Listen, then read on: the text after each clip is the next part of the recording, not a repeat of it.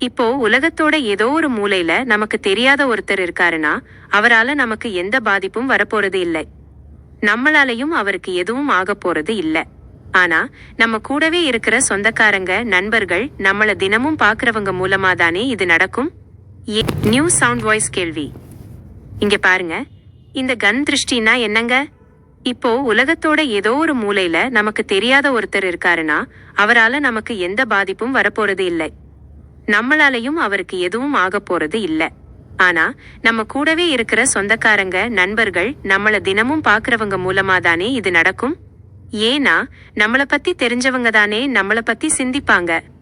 அப்புறம் இன்னொன்னு, நம்ம நபிகள் நாயகம் அவங்களோட வாழ்க்கையில கூட அவங்களோட சொந்த சின்னத்தாவான அபு லஹபும் அவரோட கூட்டமும் ரசூலுல்லாவை பார்த்து பொறாமைப்பட்டு முஹம்மது அழியட்டும், நாசமா போகட்டும்னு சாபம் கொடுத்ததா சொல்றாங்களே.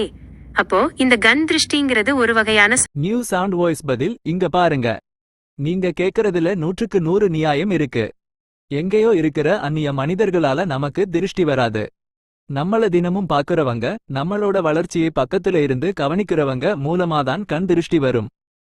நீங்க கேட்ட அந்த வரலாற்று விஷயத்தையும் இதோட யதார்த்தத்தையும் ரொம்ப எளிமையா புரிஞ்சுப்போம். சொந்தக்காரங்க மூலமா வந்த பொறாமை பார்வை, நீங்க சொன்னது நிஜம்தான். நபிகள் நாயகம் அவங்களோட சொந்த சின்னப்பாவான அபூ லஹபும் அவனோட ஆட்களும் நபியவர்களோட வளர்ச்சியை பார்த்து பயங்கரமா பொறாமைப்பட்டாங்க. அவங்க ரசூலுல்லாவை ஒண்ணுமில்லாம ஆக்கணும்னு தங்களோட கூர்மையான பொறாமை பார்வையாலையும் வார்த்தைகளாலையும் தாக்க பார்த்தாங்க. இதத்தான் குரான்ல 51வது வசனத்துல அல்லாஹ் விவரிச்சு காட்டுறான். கண் திருஷ்டிங்கிறது சாபம் கிடையாது. அபூ லஹப் வாய் வார்த்தையால சாபம் கொடுத்தான்கிறது ஒரு பக்கம் இருந்தாலும் கண் திருஷ்டிங்கிறது சாபம் கிடையாது. அது மனுஷனோட மனசுல வர்ற அதீத பொறாமையால அவங்க கண்ணுல இருந்து வெளிப்படக்கூடிய ஒரு தீய அலைகள், அதாவது நெகட்டிவ் எனர்ஜி. அபூ லஹப் கொடுத்த சாபம் நபியவர்களை எதுவும் செய்யல. ஆனா அவனோட பொறாமை பார்வையோட தீமையில இருந்து அல்லாஹ் தன் தூதரை காப்பாத்தினான். கூட இருப்பவர்களிடம் ஏன் எச்சரிக்கையா இருக்கணும்? அதனாலதான் நம்ம மார்க்கத்துல நமக்கு நெருக்கமானவங்ககிட்டையும் கூட இருக்கவங்ககிட்டையும் கொஞ்சம் எச்சரிக்கையா இருக்க சொல்றாங்க. நம்ம மேல அன்பு வச்சிருக்கவங்களே கூட சில நேரங்கள்ல நம்மள வியந்து பார்க்கும்போது அவங்களை எறையாமலேயே திருஷ்டிப்பட்டுடும். சுருக்கமா சொன்னா, கண் திருஷ்டிங்கிறது தூரத்து ஆட்களால வராது, நம்மள சுத்தி இருக்கிறவங்களோட பொறாமை பார்வையால மட்டும்தான் வரும். அதனாலதான் தினமும் காலையிலையும் சாயங்காலமும் அல்ஃப்லக், அன்னாஸ் சூறாக்களை ஓதி நம்மள நாமளே பாதுகாத்துக்கணும். சவுண்ட் வாய்ஸ் கேள்வி. இங்க பாருங்க, நம்மள சுத்தி இருக்கிறவங்க மூலமா தான் இந்த கண் திருஷ்டி வரும்னு சொல்றீங்களே. அப்போ ஒருத்தர் நம்மள பார்த்து பொறாமப்படுறதையோ அவங்க கண்ணுல இருந்து வர்ற அந்த நெகட்டிவ் எனர்ஜியையோ நம்மளால நிஜமாவே உணர முடியுமா? அவங்களோட பார்வை, அவங்களோட செயல்களை வச்சு இவங்க நம்ம மேல திருஷ்டி வைக்கிறாங்க அப்படின்னு நாம தெரிஞ்சுக்க முடியுமா? இத பத்தி நபிகள் நாயகம் அவங்க ஏதாச்சும் சொல்லி தந்திருக்காங்களா? அப்படி ஒருவேளை உணர முடியும்னா நபியவர்களே அவங்களுடைய சின்னத்தா அபூ லஹபோட அந்த பொறாமை பார்வையை முன்கூட்டியே உணர்ந்து அது வராதபடி தடுத்திருக்கலாமே. ஆனா அங்க என்ன நடந்துச்சுன்னா, அவர் நபியவர்களை பார்த்து முஹம்மது அழியட்டும், நாசமா போகட்டும்னு சாபமிட்டதுக்கு காரணமே அவங்க தங்களை அல்லாஹுவோட தூதர்னு பிரகடனப்படுத்தினதுனாலதானே. அப்போ அந்த பாதிப்பு வராம இருக்கணும்னா நபியவர்கள் தங்களை அல்லாஹுவோட தூதர்னு அவங்க கிட்ட சொல்லாமலேயே இருந்திருக்கலாமே. அப்படி சொல்லாம இருந்து இந்த எதிர்ப்பை தவிர்த்திருக்கலாமா, இல்ல உண்மையை சொல்லி அந்த எதிர்ப்பை அவங்க ஏத்துக்கிட்டாங்களா? இத கொஞ்சம் யதார்த்தமா விளக்குங்களேன். நியூ சவுண்ட் வாய்ஸ் பதில் இங்க பாருங்க. நீங்க மனிதர்களோட இயல்பையும் நபியவர்களோட தியாகத்தையும் ஒப்பிட்டு ரொம்ப ஆழமான ஒரு கேள்வியை கேட்டிருக்கீங்க. இதை நாம ரொம்ப யதார்த்தமா 3 முக்கியமான விஷயங்கள் மூலமா புரிஞ்சுப்போம். திருஷ்டியை நம்மால் உணர முடியுமா? முதல் விஷயம், ஒருத்தர் நம்மள பார்த்து பொறாமைப்படுறதை அவங்களோட சில செயல்கள், குத்தலான பேச்சுக்கள் அல்லது நம்ம முன்னாடி அவங்க நடந்துக்கிற விதத்தை வச்சு ஓரளவுக்கு நம்மால் யூகிக்க முடியுமே தவிர, அவங்க கண்ணுல இருந்து வர்ற நெகட்டிவ் எனர்ஜியை நம்மால ரத்தமும் சதையுமா தொட்டு பார்க்கவோ உடனே உணரவோ முடியாது. அது பாதிப்பாக மாறும்போதுதான் தெரிய வரும். இதனால்தான் இஸ்லாம் நமக்கு முன்னெச்சரிக்கை மருந்தாக துவாக்களை ஓத சொல்லியிருக்கே தவிர, யார் உங்களை உத்து பார்க்கிறா சந்தேகம் கொள்ளச் சொல்லல.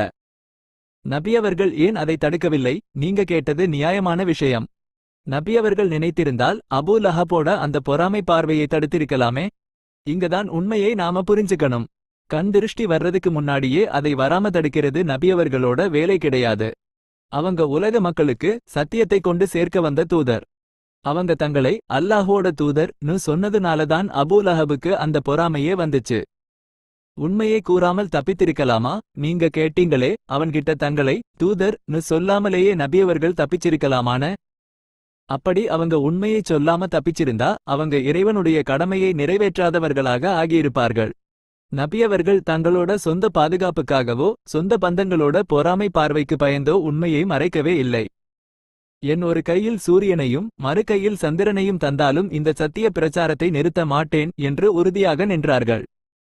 சுருக்கமா சொன்னா, அபூ லஹப் நீ அழியட்டும் சாபம் கொடுத்தப்போ நபியவர்கள் பயந்து பின்வாங்கல. ஏன்னா அவங்க சத்தியத்துக்காக அந்த பொறாமையையும் எதிர்ப்பையும் நேருக்கு நேராக எதிர்கொள்ள தயாராக இருந்தாங்க. அவங்க நமக்காக தந்த பாடம் என்னன்னா, உலகத்துல சத்தியத்துக்காக வாழும்போது கூடவே இருக்கிறவங்களால பொறாமையும் திருஷ்டியும் வரத்தான் செய்யும். அதுக்காக நாம பயந்து உண்மையை விட்டுடக்கூடாது, இறைவனை மட்டும் நம்பி முன்னோக்கி போகணும் என்பதுதான்.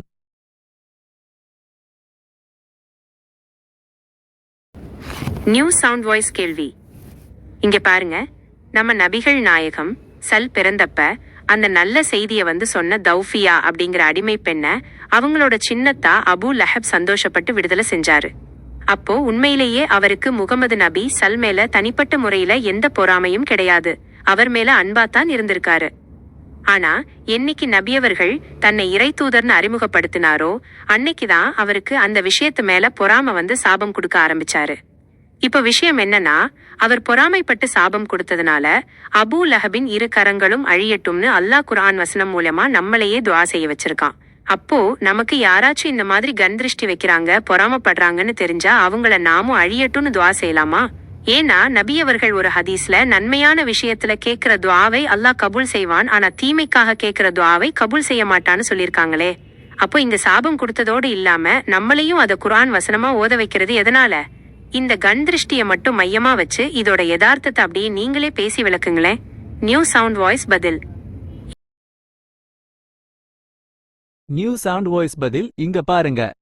நீங்க வரலாற்று சம்பவத்தையும் மார்க்கத்தோட சட்டத்தையும் இணைச்சு ரொம்ப யதார்த்தமான ஒரு குழப்பத்தை இங்க உடைச்சிருக்கீங்க. பக்கத்து வீட்டுல உட்கார்ந்து பேசுற மாதிரி இதோட யதார்த்தத்தை 3 விஷயமா பிரிச்சு பார்ப்போம். நாம மத்தவங்களுக்கு சாபம் கொடுக்கலாமா? முதல் விஷயம், நீங்க சொன்ன அந்த ஹதீஸ் 100க்கு 100 உண்மை. நாம நம்மளோட தனிப்பட்ட பகைக்காகவோ இல்ல ஒருத்தர் நம்மள பார்த்து பொறாமைப்படுறாருங்கிற யூகிப்பிலோ அவங்க நாசமா போகட்டும் அழியட்டும் தீமைக்காக துவா செய்ய இஸ்லாத்துல அனுமதியே கிடையாது. ஏன்னா தீமையான துவாக்களை இறைவன் ஏற்றுக்கொள்ள மாட்டான். அப்போ அபூ லஹபுக்கு மட்டும் ஏன் அந்த வசனம்? இங்கதான் பிரதானமான வேறுபாடு இருக்கு. அபூ லஹபுக்கு எதிராக அவன் அழியட்டும் சாபம் போட்டது நபியவர்கள் கிடையாது, அது அவனா தேடிக்கொண்ட இறைவனுடைய தீர்ப்பு, டிக்ரி. அவன் தனிப்பட்ட முறையில முஹம்மது என்கிற மனிதரை எதிர்க்கல, ஒட்டுமொத்த மனிதகுலத்துக்கும் வந்த நன்மையையும் சத்தியத்தையும் தடுத்து நிறுத்த பார்த்தான். அதனால சத்தியத்தை எதிர்த்த ஒருவனுக்கு இறைவனை கொடுத்த தண்டனைதான் அந்த குர்ஆன் வசனமே தவிர அது நபியவர்கள் தனிப்பட்ட முறையில் கொடுத்த சாபம் கிடையாது. அதை நாம ஓதும்போது சத்தியத்தை எதிர்ப்பவர்களின் முடிவு இப்படித்தான் இருக்கும் என்கிற பாடத்தைத்தான் நாம நினைவுபடுத்துகிறோம். கண் திருஷ்டிக்கு நாம செய்ய வேண்டியது என்ன? அப்போ நமக்கு ஒருத்தர் திருஷ்டி வைக்கிறாங்கன்னு தெரிஞ்சா நாம என்ன பண்ணணும்? அவங்க அழியணும்னு நினைக்க கூடாது. மாறா அவங்களோட தீமையிலிருந்து நம்மை காப்பாத்தும்படி அல்லாஹ்விடம் பாதுகாப்பு மட்டும்தான் தேடணும். அதனால்தான் அல்லாஹ் பொறாமைக்காரனின் பொறாமையிலிருந்து பாதுகாப்பு தேடுகிறேன் என்று அல்-ஃபலக் சூராவுல ஓத சொன்னானே தவிர அந்த பொறாமைக்காரனை அழித்துவிடு என்று ஓத சொல்லவில்லை. சுருக்கமா புரிஞ்சுப்போம். கண் திருஷ்டிங்கிறது ஒரு நெகட்டிவ் எனர்ஜினா அதுக்கு நாம இன்னொரு நெகட்டிவ் எனர்ஜியை, சாபத்தை பதிலா கொடுக்க கூடாது. இஸ்லாம் நமக்கு சொல்லி தர்றது எல்லாமே பாதுகாப்பு முறைகள் மட்டும்தான். மத்தவங்க நமக்கு தீங்கு நினைச்சாலும் நாம இறைவனுடைய அரணுக்குள்ள வந்து நம்மள பாதுகாத்துக்கணுமே தவிர திருப்பி சாபம் கொடுக்க கூடாது என்பதுதான் இதோட உண்மையான யதார்த்தம். சவுண்ட் வாய்ஸ் யூடியூப் சேனலின் முதன்மை நோக்கமே இஸ்லாமிய மார்க்கம் மற்றும் அதன் வரலாற்று சிந்தனைகள் குறித்து நமக்குள்ளும் பொதுமக்களுக்குள்ளும் எழக்கூடிய பல்வேறு கேள்விகளுக்கான தெளிவான விடைகளை தேடுவதாகும். தினந்தோறும் நம் வாழ்வில் ஏற்படக்கூடிய மார்க்க ரீதியான சந்தேகங்களையும் கேள்விகளையும் வெறும் மேலோட்டமான கருத்துகளாக அன்றி முறையான வரலாற்று சான்றுகள், ஹிஸ்டரி மற்றும் குர்ஆன் மற்றும் ஹதீஸ் ஆதாரங்களின் அடிப்படையில் கேள்வி பதில் வடிவில் மிக எளிமையாக விளக்குகிறோம். தொடர்ந்து நமது காணொளிகளைக் கண்டு பயன்பெறுங்கள். உங்கள் ஆதரவை லைக், ஷேர் மற்றும் சப்ஸ்கிரைப் மூலம் வழங்குங்கள்.